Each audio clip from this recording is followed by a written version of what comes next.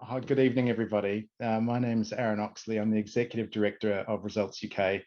I'd really like to welcome you all to this event tonight, very briefly, before handing over to our wonderful chair, who's going to take us through for the rest of the night. Tonight, that's going to be Farrah Nazir, who we're lucky enough to have sitting on Results UK's Board of Trustees.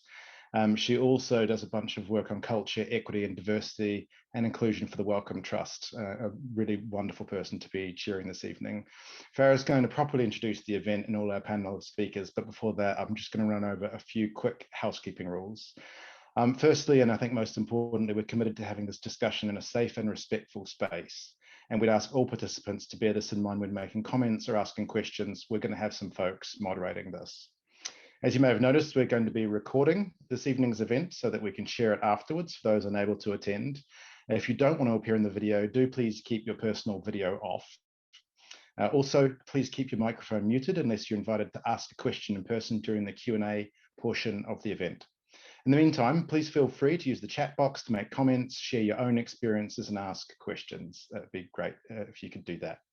We hope that everybody who's here enjoys the event this evening. We want to thank you so much for joining us to mark UK's Black History Month by hearing from some of the leading Black experts in the development and human rights sectors on their proudest moments and greatest successes so far. We're so pleased to have them here. Farrah, I'm going to hand straight over to you. Thanks. Hello, hello everyone. Thank you, Aaron, and a warm welcome to all of you joining this evening. As Aaron mentioned, my name is Farrah Nazir, and I'm very lucky to be one of the members of the Board of Trustees for Results UK. And I'm even more delighted to be your chair this evening. I'm even more thrilled to be joined by three exceptional leaders within the international development and human rights sector as we come together to celebrate Black History Month. Before I go on to introduce the panel, I wanted to take a moment just to thank the team at Results UK in coordinating and hosting this event. So thank you, Harry Bignell, Claire Simmons, Oliver Mahwini, Ruthie Walters, and Beatrice Coates. Thank you. So let's get straight on to introducing our guests. So today we have Carine Bambara. Carine is the Senior Manager of Global External Affairs at Brooke, specializing in the implementation of the Sustainable Development Goals, particularly on the Leave No One Behind agenda. Carine is also the trustee of She Rose, an educational charity that is achieving a 63% increase in education of young girls in rural areas of Malawi. So welcome, Carine, really pleased that you're here. Secondly, we've got Lorriann Robinson. So Lorriann is the founder and director of the Advocacy team. Lorriann has worked on children's rights policy for Barbados and NSPCC, conducted research on child labour, early marriage and FGM at World Vision, and has helped to raise billions in the development finance for health and education programmes around the world at the One Campaign, where she also worked to secure groundbreaking policy reforms to fight corruption. So hello, Carine, really pleased you're here. And finally, but not at all least, we've got Zainab Asunramu. Zainab is the human rights and political activist working on various rights-based issues, including violence against women online, for organisations including Amnesty International. In her role at Elect Her, Zainab is helping more women in politics and is a vocal advocate for diverse voices in elected roles. She works as a freelance facilitator for Sour Lemons, an organisation working to dismantle racism in the arts and cultural sector. So, gosh, some really exciting people here today, and I'm amazed at the skills, expertise, and insights that we've got here. I'm really looking forward to the chat. Today's session will be very conversational. How it's going to work is we're going to hear each from the panelists, 5 minutes or so, just to talk about their proudest moments of their career so far. And then we'll open up to questions from everyone here. I personally found this question really, really hard to answer. So I'm pleased to be saying that I'm not going to go first and I'm going to pass on to the team here today. So Carine, do you want to go first? What was your proudest moment of your career so far? So I had a really hard time with this as well, actually. It was quite challenging to think of what was the one moment. As you said, I've been part of She Rose for a while now, which works in rural Malawi and is tackling child marriage through education. We received a lovely letter from the parents of one of the girls that we're helping recently. But I think the story that I'll tell in my 5 minutes is one from during my time at UNICEF UK, because you often see international development organizations working on a macro level on huge issues like access to water. It's really hard sometimes to see the individual projects and to see the individual benefits that happen within communities. And I was working in the external relations team at UNICEF when I received a call from the Red Cross, and it was from an area of work that I didn't have past expertise in, but I decided to pick up anyway on that day. And I heard from a man who'd just recently moved to the UK from Somalia and was seeking refugee status. And he explained to me that he'd received a very, very troubling call the week before from the children of his brothers in Somalia, who his brother had passed away through sudden illness, as well as his brother's wife. So essentially 8 children between the ages of 3 and 18 had been left without parents. And the worst thing was the community had then rejected them and seen them as bad omens because this terrible thing had happened to them. The community had said, oh, perhaps there was something to do with them. And in fact, the eldest of the children, who was 18, was straight away taken into custody by local tribesmen to try and move them away from the community and try and get to the bottom of what happened. But the medical reports later confirmed that both parents did in fact die due to illness, nothing to do with the kids at all. But then we were left with a situation where the man was asking us to check on the children because there was no way for him to get back there, and he was insistent that there was no one else who was willing to look after them. So straight away I spoke to my manager at the time and said, I can't just let this happen. I can't just let this issue go. Please, could I see this through and see how much I can help? And she gave me the permission to go ahead. I got in touch with the UNICEF team in Somalia straight away, and I said, do we have any partner organizations that we're working with who deal with social work, who can go and check on the location of these children? Because it sounds like the youngest of 3 and the oldest now 16, because the 18-year-old was in custody. 16-year-old looking after 7 of them sounds like a non-sustainable situation. Thankfully, we did have a partner on the ground that could go and check on the children based on the location where the uncle told us they had been. And they were found on the outskirts of their village, living in a shack, with no access to food. And worse still, they said that they found the youngest of the children, so the ones from 3, 4, 5, were suffering really deep psychological impacts of first losing their parents and then being cast out of their community. So they gave them immediate provisions of food and said to us, essentially, they can't stay there. They're not going to survive. As a group of children living there, they're probably begging for food on a day-to-day basis. And so I spoke to the man again and tried to see if there was anyone at all we could reach out to, because UNICEF's policy on children, especially on adoption for children, is to first try and find the nearest family member within the country. We always try and place people within their local context and their local culture, not to uproot them from their culture. So within the country or within a neighboring country, you can take them a related family member, but they couldn't find them. We did our own searches. We sent investigative people to go and have a look. There was no one who was willing to take any of the children. So that meant we had to start the long process of reuniting them with their uncle, which took way longer than it should have, considering we already have international laws on reunification of children and with adults. But we spoke to the lawyers of the uncle based in the north of England and the social workers of the children based in Somalia. We provided all the information they needed in terms of the international laws they could reference as part of their appeal to unify the family together, and just worked with them, providing evidence from the social workers that had initially gone to see the children and said they won't make it if nobody helps them.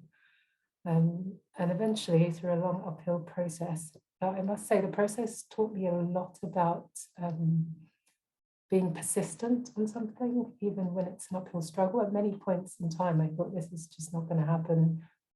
It's making the political situation at the time was the Syrian crisis, and already there was a huge number of people that were against any more people coming to the UK.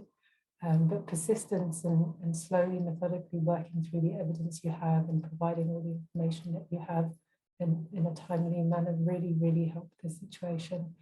And after what seemed like a long while, but was in fact 2 years, we did manage to get reunification of the uncle and the kids. So I think I'll put that as my proudest moment, because as I said, it's really rare that you get to see these individual cases when you work for a big international organization. You're normally tackling things on a large scale, but that gave me hope for the development sector that these cases do exist. Now I'll pass back to you, Farrah. Thank you, Carine. I'm picking up on some interesting themes there around what it takes to kind of do this work, and I'm really keen to hear from others on that as well. Thank you. Should we go to Lorriann? Thank you. What a great start, and I'm inspired already. So my work has not been very individual. It's been often focused on trying to change policies and legislation and campaigning and advocacy. So my business is called the Advocacy team, and that's where our focus is. So I just wanted to highlight two things that I would say as major moments that I'm very proud of. One is that I worked with many other people, perhaps some on the call, certainly Aaron Oxley, in successfully persuading members of parliament to enshrine the 0.7 aid target into law.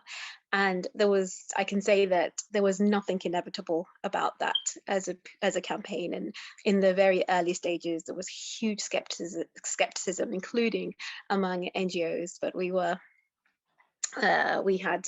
worked together really strategically, and we just made the case to a majority of parliamentarians that they needed to show up in parliament at many different stages and vote for this law.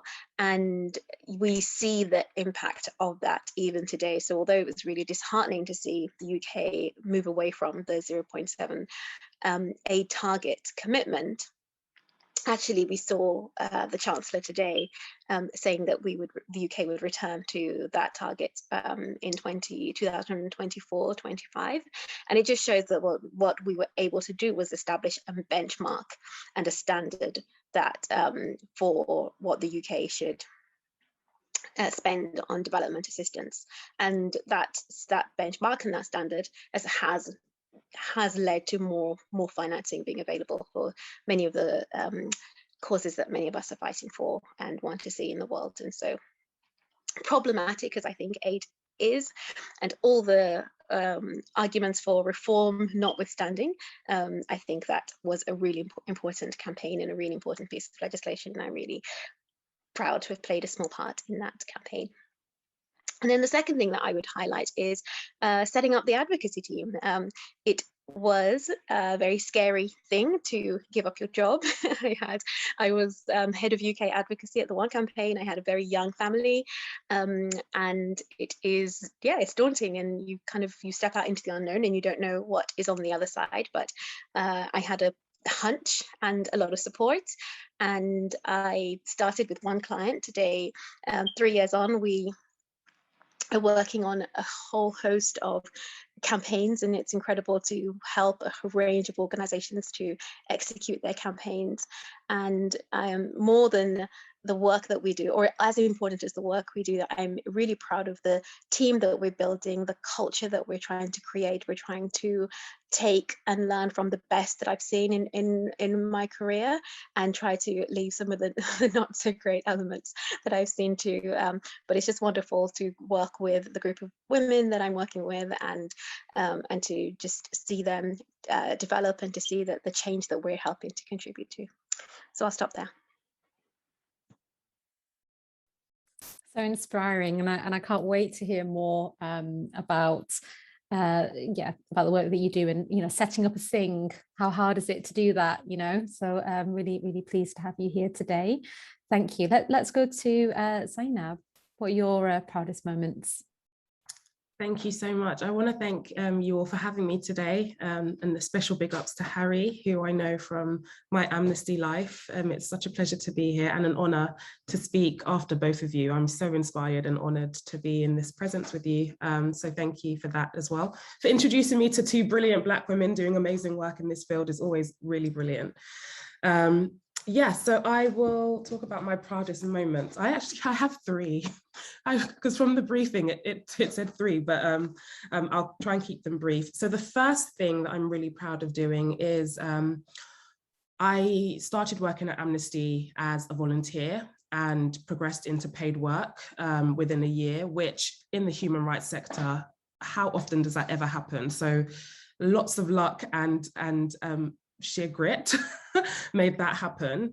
And then a few years after that, I was working in fundraising. So I was trust and corporate partnerships coordinator, basically securing funding for lots of Amnesty's different campaigns, research missions, etc.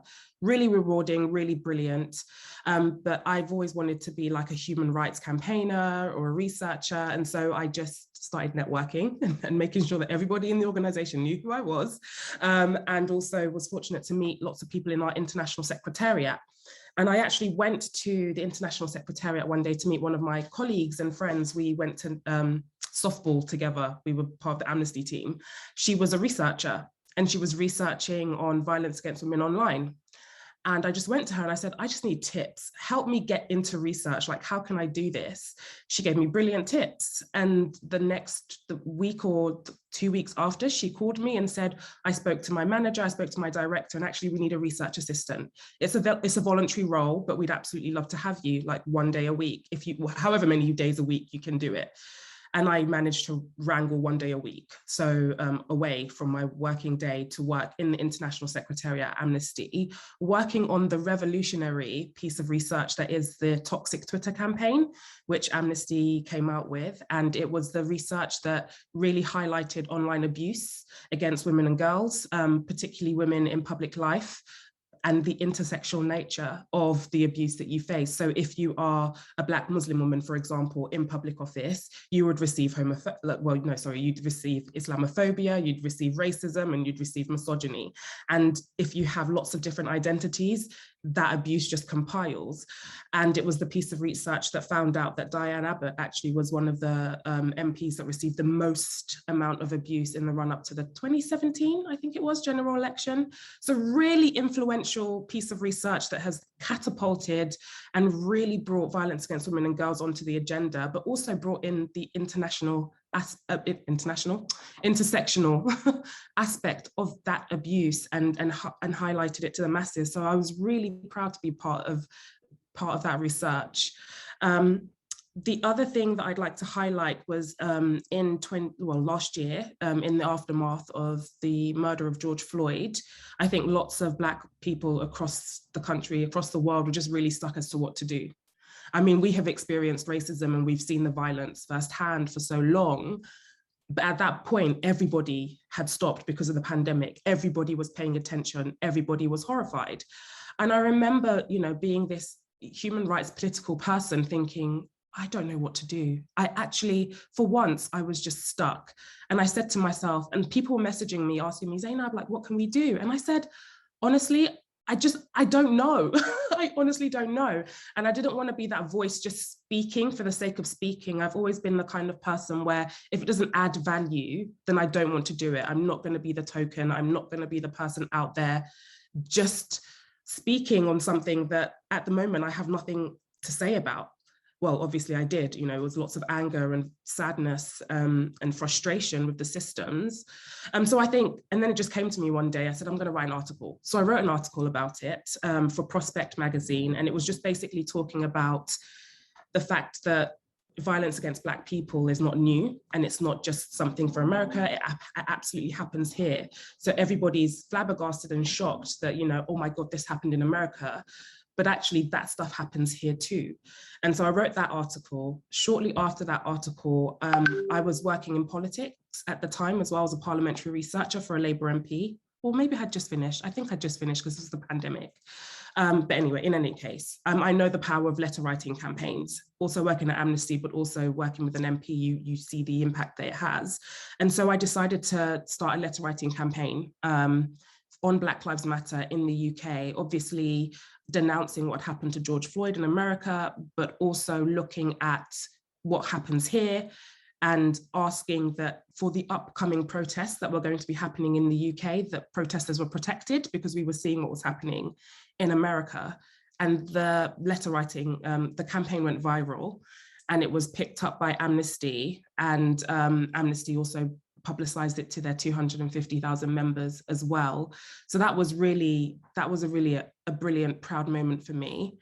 And then the third one, this one will be really quick. When I was working in Parliament for an MP, I was working for a Labour MP, I was part of a network called Parley Reach, and it was the kind of BAME network for Parliament, but not just so it was for both houses of Parliament, so Houses of Lords, Houses of Commons, but also other staff who worked in the institution.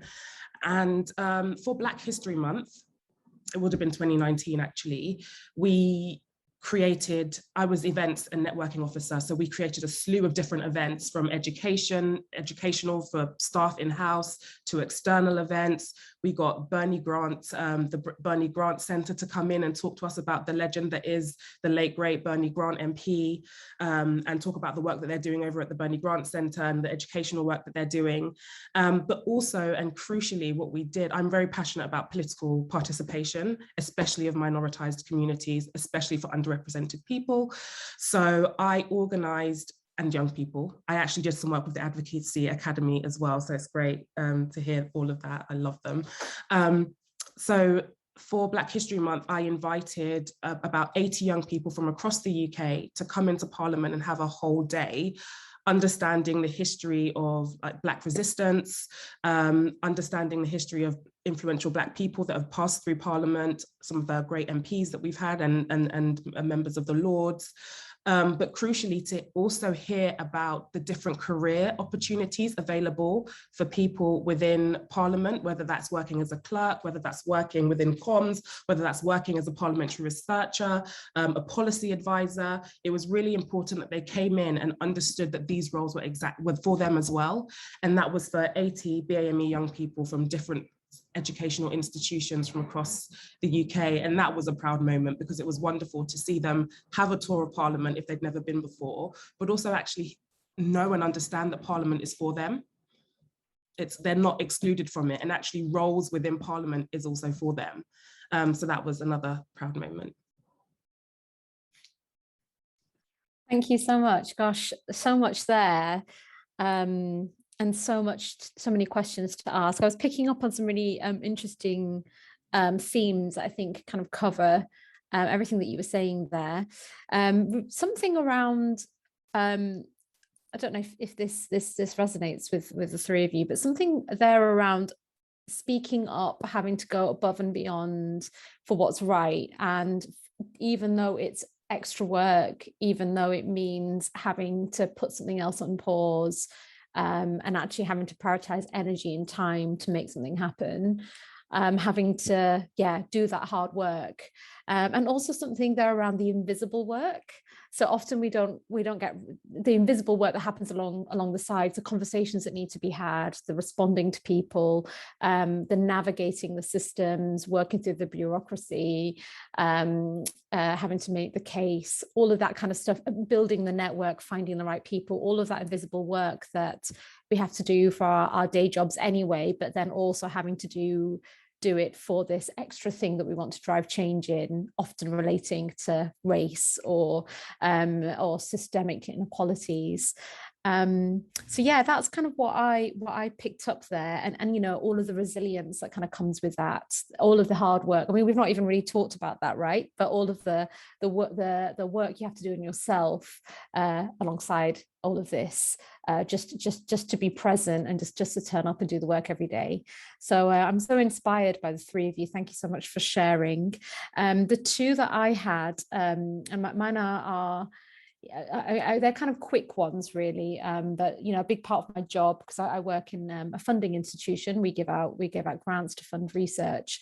So much of my work really is around trying to change how we do things internally, so that the impact of the work can be different. And one of the things I am really proud about is when I first joined Wellcome.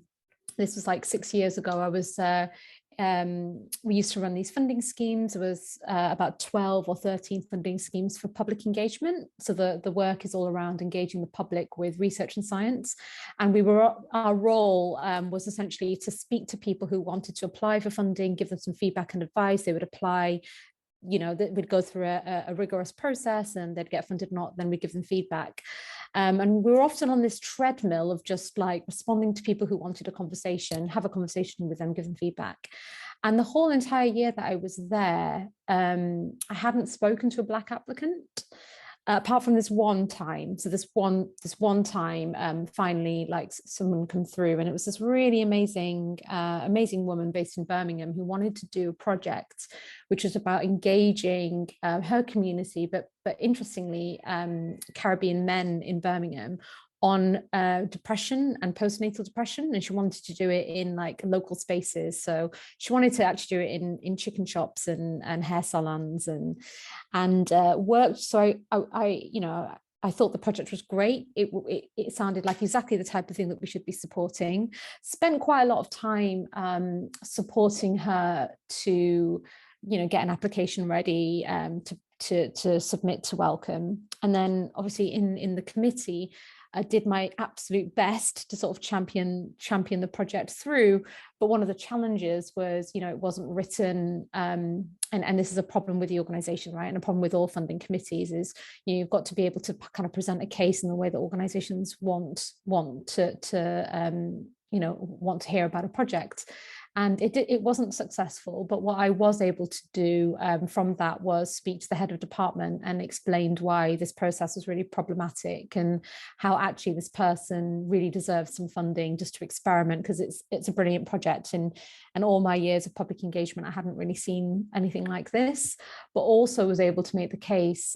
We were just about to go through a review of our funding schemes, so I was able to kind of make the case around how this was like a really problematic process with the way that we did advice, because we were only ever giving advice and feedback to those people that were speaking to us. And this one person, as I said, the whole year that I was there, the first, you know, Black woman who had picked up the phone and called me. So we were able to kind of completely change the advice and feedback approach to be a bit more equitable. So it was a really, I remember coming home after that funding committee and crying to my husband, because I felt like my now husband, but I felt like I hadn't done enough to try and get this application in. And I was also very aware that I was the only person of colour in the room. So I felt like I was being biased to the applicant because it was a Black applicant, and that was but actually it was just like also a brilliant project. And, you know, I kind of like look back now and think about how much has changed, and there's still loads of work to be done, but like I'm proud of standing up for that one project. So yeah, so that's me. And again, like, as I say, that's why I was picking up on the themes there around just having to stand up and go above and beyond the day job. So with that being said, you know, all of this takes work. It takes a lot of motivation. And I just wanted to ask, before we open up, I don't know if some questions are coming in yet, but I just wanted to ask each of you, you know, this work, it's never ending. It's not going to stop. So we've got to sort of pace ourselves, but also there are going to be times when we need to ramp up and we need to slow down. And I just wanted to ask you, like, what motivates you? What keeps you going? And what do you do for yourself to give yourself that break, and to rejuvenate and refresh yourselves. Who'd like to go? I can go. So yes, I found so many times where it gets very, very intense. I mean, another example I had in mind when the question was initially asked was about a project that I worked on that was EU funded, but it was with 15 West African member states as well, and it was to create a climate change agreement between the EU and different West African states. And because I was employed as a consultant at the time, it literally felt like you didn't have any set hours. I'd be negotiating with lawyers and ministers, sometimes till past midnight in the evenings every night. And because my goal was to get the agreement achieved, it was just, it doesn't matter how many hours it takes to get there. That's your end goal, and that's what you're being paid to do. So it does really eat into some of your time for well-being. But something that has helped me throughout my career has been taking time for a walk or to exercise in a small way, getting blood pumping around my body and just getting away from a screen. Because those small moments in your day when you get to get some fresh air and get to do a small bit of exercise can really rejuvenate you when you come back. And it's small times of self-care that can really make a difference in the long run. And what motivates you, Carine, like when things are feeling quite bad, or like feeling like there's not much room for change or movement? What keeps you going from those setbacks? I normally look at what the end goal of the project is. So, for example, that climate change project that I was a consultant for, it was to fund hundreds of millions of pounds of climate change research and resilience mitigation on the West African continent. And it was a 5-year project. So surprisingly, the biggest point of contention was where the headquarters was going to be. That's what caused months and months of problems between the member states. But I kept thinking, whilst I had to have some of these really late night discussions and reiterating why this is important for the continent and for climate change research as a whole, and looking at the end goal. I think essentially, if you have got a strong end goal that you can see you're going to make an impact long term, that really keeps me going. It keeps me motivated, because at the end of the day, if the project's going to change lives for years to come, that's going to go beyond even my time working there. Absolutely. What about you, Zainab? I will be honest and say I am notoriously bad at engaging in self-care. I am better than I was, but I am not that great. But what do I do, even though, because I've gotten a bit better. So let's talk about some of the things that I've done. I think when things are really, really tough, actually, or I've had a really difficult day or a difficult meeting, and I have to thank Sour Lemons for this. Sour Lemons is the organization that I work with, who are trying to make theatres anti-racist and the whole sector anti-racist, is actually have a little dance break to my favorite song. Like, crank it up as loud as it goes and dance. Get up and physically dance. That's one thing. The other thing that again, Sour Lemons have taught me a lot. But basically, they made us draw a joy square. I think that's what it's called. It's called a joy square. And in each of the 4 corners, they ask you a particular question about things that you enjoy, things that you love, etc., etc. I'll try, and if I can find a diagram, I'll send it in the group chat. But it's got little things about how I can indulge in self-care. So one of the things is like find a forest and walk in it. I really love nature. I love being by the lake. So going for a nice walk, hearing the birds, hearing the ruffles of the trees is really calming. Journaling is a really good one as well. I journal. And I have a great boss, I elect her, who literally says to me, it's time for you to take a holiday. Because when I turned freelance, I basically spent about a whole year I didn't take a break. It was just one thing after the other, one contract after the other, one thing. And I think it got to a point, she was like, you haven't actually taken a break. I was like, yeah, I know. She was like, no, this is not a good thing. Take a break. So she always tells me to take a break and I listen. And she's just brilliant in general for reminding me to engage in self-care. What keeps me motivated? I would say I have a solid group of people in my support network that I lean on, who basically tell me when it's time to rest, tell me not to give up, remind me of how brilliant and amazing I am. Because honestly, in this work, and some of the people that you meet in this work, especially as a Black Muslim woman, I mean, they don't affirm you in that way. And so, especially in this sector and in politics, I just chose the two careers. Yeah, and they are constantly there pushing me on my journey. And some of the things that happened in 2020 and 2019 probably wouldn't have happened if I hadn't gone into our group chat and said, I have this idea, do you think it will work? And they're like, yeah, duh, do it. So that's where I get my strength from to keep going. And just injustice in general is rubbish and shit, and that's a driving force. Yeah, that goes without saying, doesn't it? It's like the problem. But really nice to hear that both of you find like going out, I mean, you know, like being connected to nature, such a rewarding, nourishing thing to do, right? Really, yeah, interesting questions. We'll pick up on this in a minute about mentors and who are the people and how do they support us. And how about you, Lorriann? Go ahead.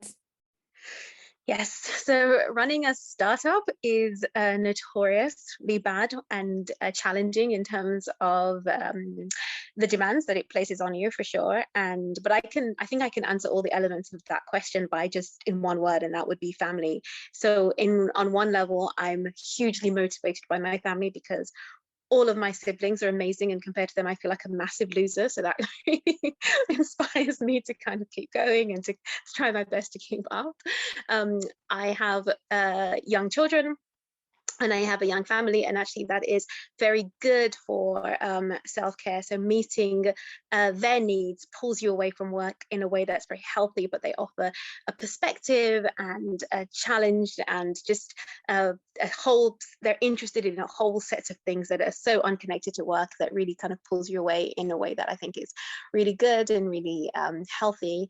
And also I love talking with my family and with Black people about the issues that we work on, because I often find that the campaigning in international development is often really muted and staid. And when you think about the kind of issues that we're working on, the language we use and the way that we approach it is really, you know, there's a particular norm and a culture in the way that we advocate, especially in UK advocacy. And I love just kind of sitting with my husband and saying, man, how am I going to convince Boris to share more vaccine doses? And I love hearing just that, like, perspectives that I'm never going to hear at work, and hearing and just people who just approach it so differently, and it's so refreshing and so enriching. So all of that, like, I think I can summarize it all of that in the word of just family.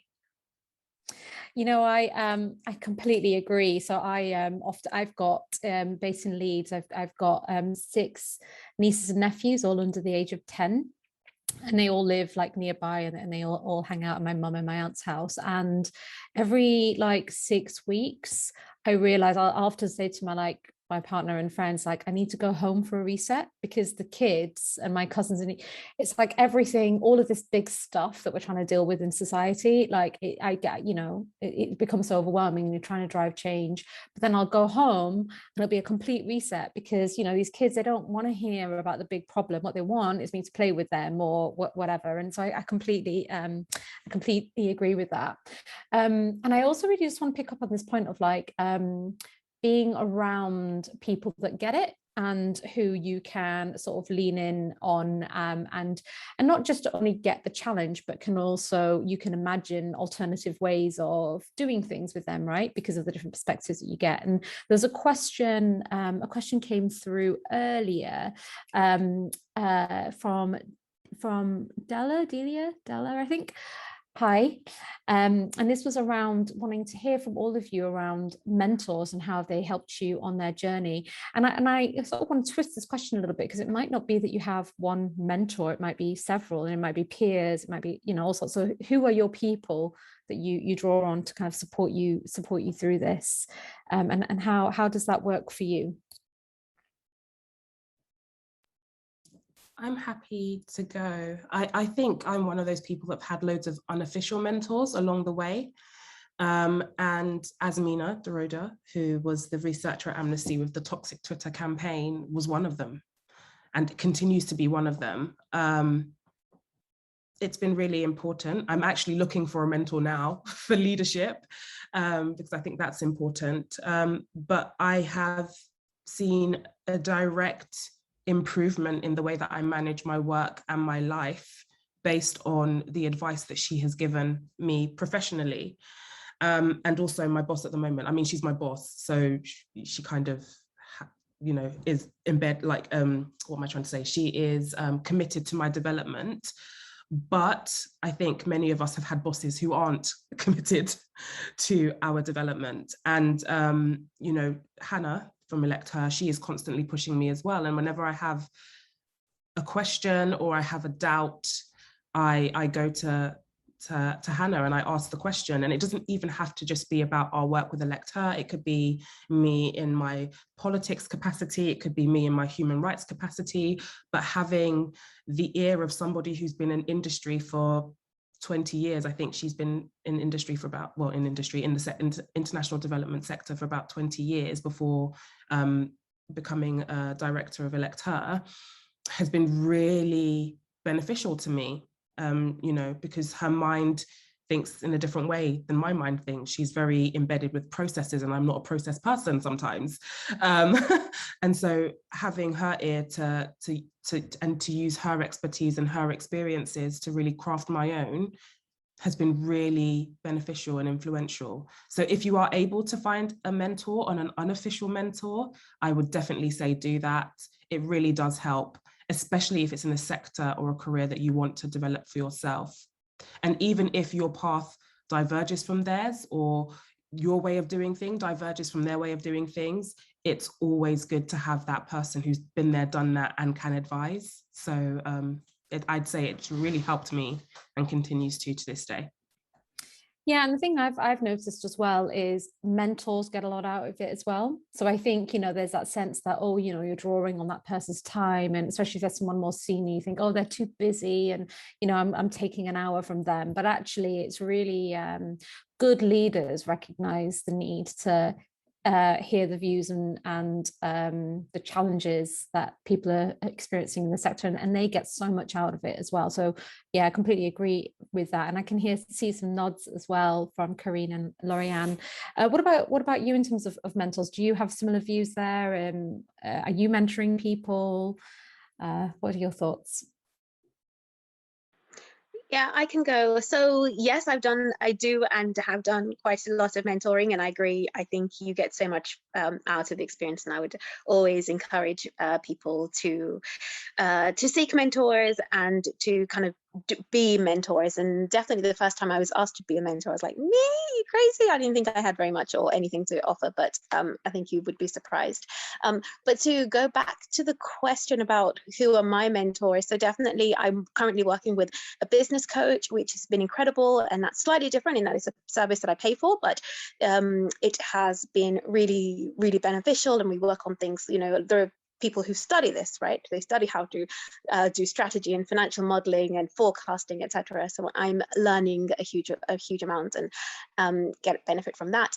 And also from, again, I'll go back to my family. So I come from a family of entrepreneurs. Every Sunday, my dad and I have a strategy call and conversation.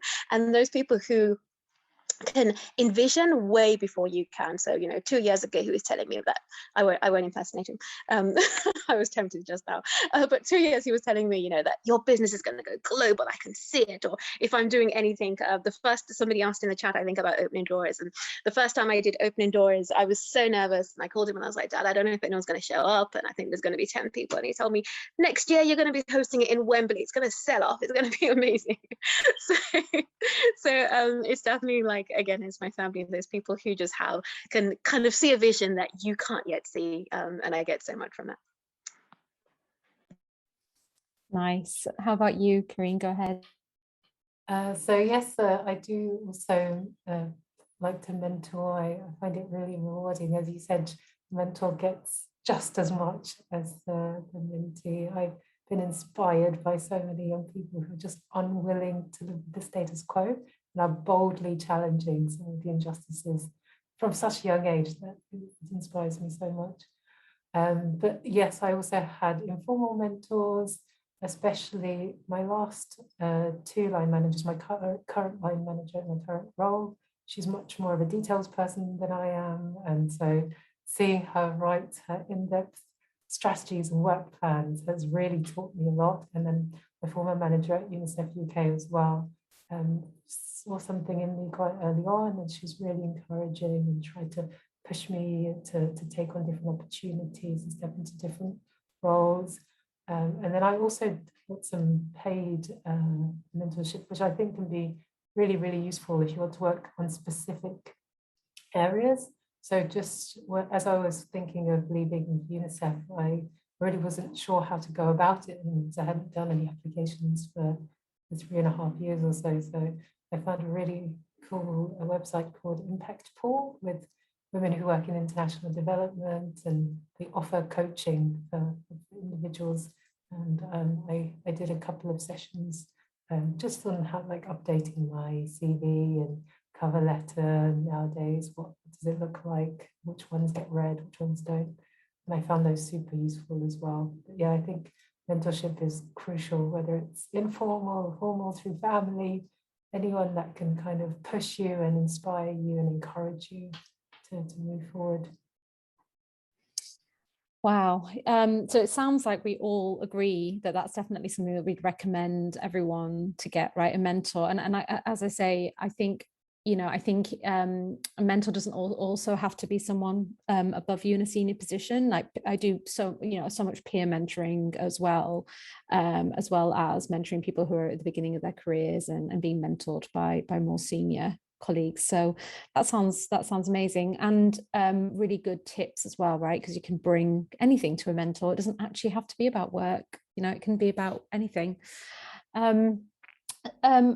There's a couple other questions that are coming in. A lot of them are around kind of like growth and development, and you know how we know that there are barriers within the sector to supporting more people of colour, especially, you know, Black men and women within the sector to progress. And there was a question earlier around, you know, kind of line management and how and you know what kind of support we can get there, but also like, you know, I'm really intrigued as here we have 3 leaders who already have achieved so much, but I imagine will go on for another 20 years driving change, if not longer, if we keep getting older and things go well, so even longer. So I would love to hear from you. If you were to imagine, say, that you're, you know, it's 20 years ahead and you've been doing this great work, and you've seen a real shift in the sector. You're seeing more people of colour, Black men and women in leadership positions. And you're reflecting back and you're going, oh yeah, I remember that talk. And we predicted what were the things that were removed. And actually that thing was removed. And hey, look, there's like so many great leaders of colour driving this work. What would your prediction be? Like, what would you say are the top 1 or 2 things that need to change, need to shift in order for us to see more people of colour in positions to imagine the worlds that we want to see and the changes we want to see? Carine, do you want to take that one? Sure. the one thing that came to my mind straight away was that we need to talk more about race at work.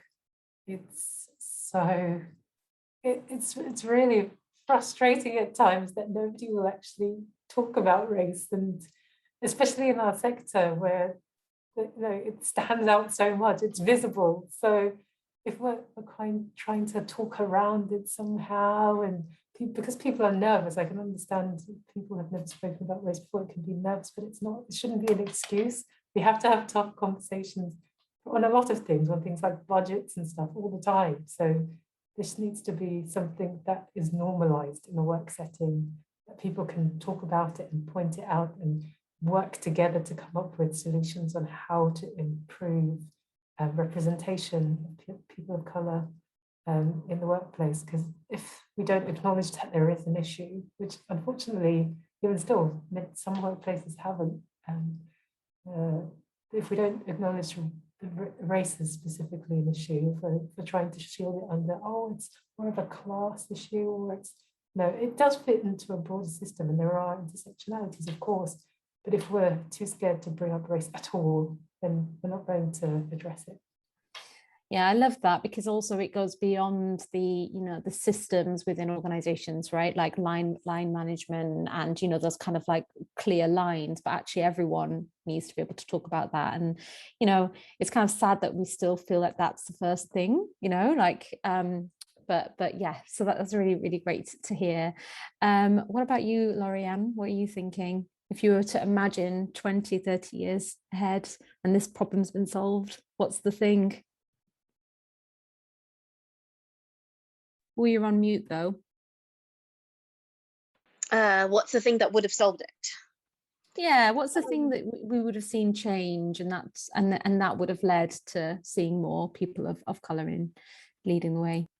Yeah, so I mean, I genuinely think that if there's one, maybe I'll answer it differently and say, like, if there's one change that I would like to see in the next 20 years, it would be more development, more of the money that is called development assistance that flows from countries in the OECD being administered and run and managed from the global south. And so I would genuinely love to see a development sector in the UK that has radically and significantly shrunk. And so, that would be kind of top of my list. And then within that smaller development sector, then yes, of course, it needs to look like the country that it serves. So many organizations are in London, and it needs to look like it's the city in which it resides. And I don't think that there is any one thing that is going to bring about that change. But, we at the advocacy team, I'll do a shout out that we run Opening Doors, which is a program that is designed to help people who come from backgrounds that are underrepresented in the development sector to get those first career opportunities in development.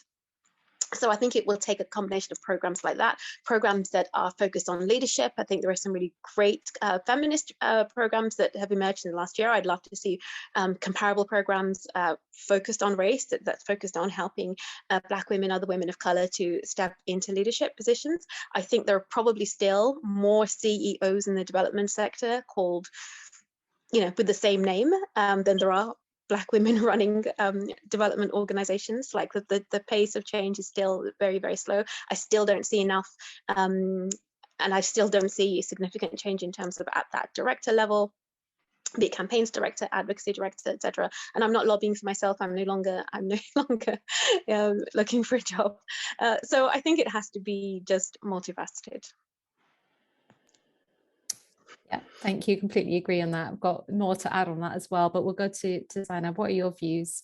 I completely agree with everything that's already been said. I think you've both covered pretty much everything that I was going to say. I think that one of the things that I will add, or just add a bit more colour to, is more paid pathways into the sector, specifically targeting, and it's exactly what you were saying, Black and Asian and ethnic minority people. With regards to the racism within the workplace and being able to talk about it, it's so important, because actually once you start talking about it, you start talking about the systematic issues that occur. and sorry, the systemic issues that are happening, we can look at recruitment properly. Where are you advertising? Who are on your interview panels? These are like super simple things that we've been shouting about for a decade that seem to only just a little bit happening now with anonymized, anonymized systems and anonymized recruiting. Closing the pay gap, the race pay gap. I mean, we still don't have a commitment from the government to actually make sure that every company is doing that. In the same way, I think that we have that commitment for the gender pay gap, but the race pay gap is also a really real thing. And also, these are all little things to do with recruitment, again, but like advertising salary and not allowing people to waste their time to apply for jobs that are just not going to pay their rent or bills, etc. I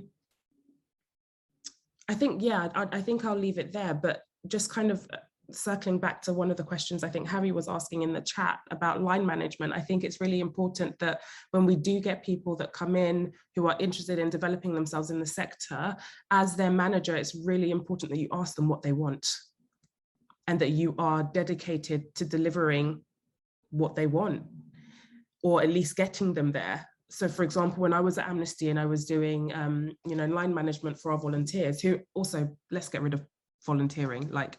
I think that it should be paid. I think that if you are volunteering your time, you should be paid.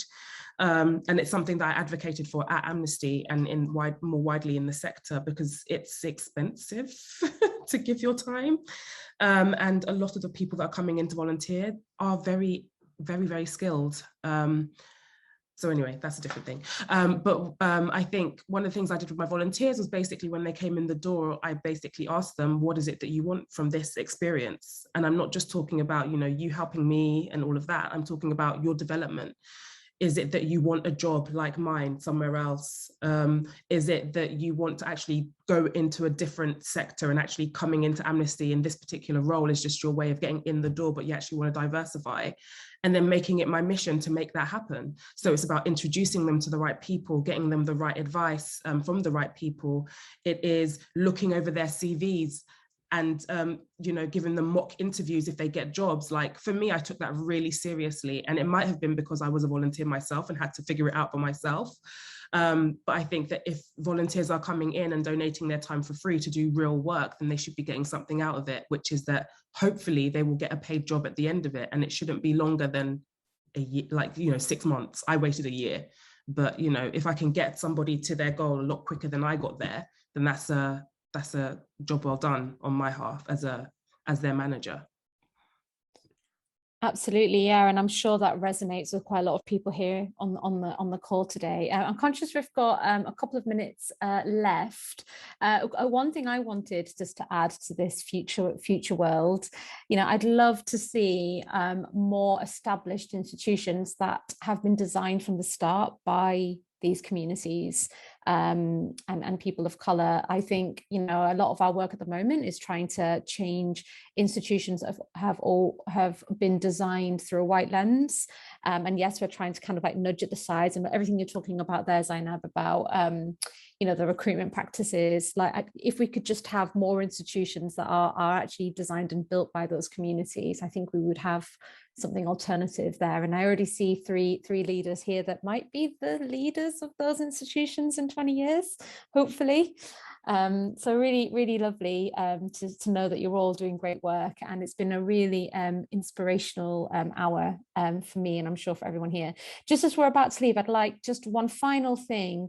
As I say, I think there's lots of people here that are looking to you to lead the way and set the way. What's the one thing you would advise people to hold on to as we continue progressing? Because as we said, the work's never ending, it's going to keep getting harder. Like, what's the one piece of advice you would give to everyone here today?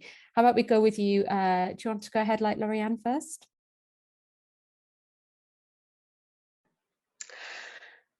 What's the one thing I would advise everybody? I mean, there's no one piece of advice that will be right or that will work for everyone, but I would say, yeah, stay true to who you are. Don't compromise who you are, even if that means that you have to walk away from certain situations or opportunities or institutions.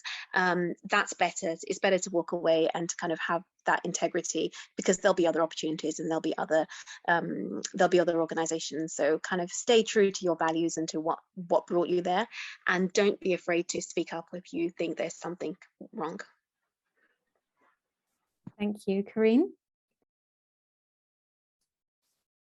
Don't be afraid to keep going after your dream, even if it's roles where you don't think you have the right experience, you don't think you're the right fit before you join. I had so many instances where I was like, oh, maybe I don't have the highest years of experience in this field, but I would love this role. And I just applied anyway. Like, keep believing you can do it and keep applying. Don't wait until I need 10 years experience before I can apply for this kind of role. Keep pushing on those doors. Zainab? Thank you. That's really brilliant advice from you both. I think mine would be, we are so busy in this work fighting for others and fighting for change, institutional or otherwise. And don't forget to fight for yourself. You know, I didn't fight for myself for long enough at Amnesty.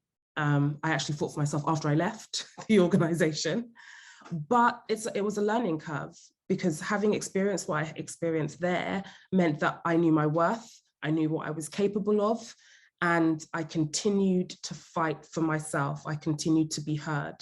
And I think sometimes when we're in this work, when we're fighting for others, we forget that actually we exist and we deserve to be heard, we deserve to be acknowledged for the great things that we contribute. So fight for yourself. And if you feel weak when you're fighting for yourself, get yourself an amazing support team who will fight for you as well and push you to fight for yourself. Wow, thank you so much, Carine, Zainab, and Lorriann.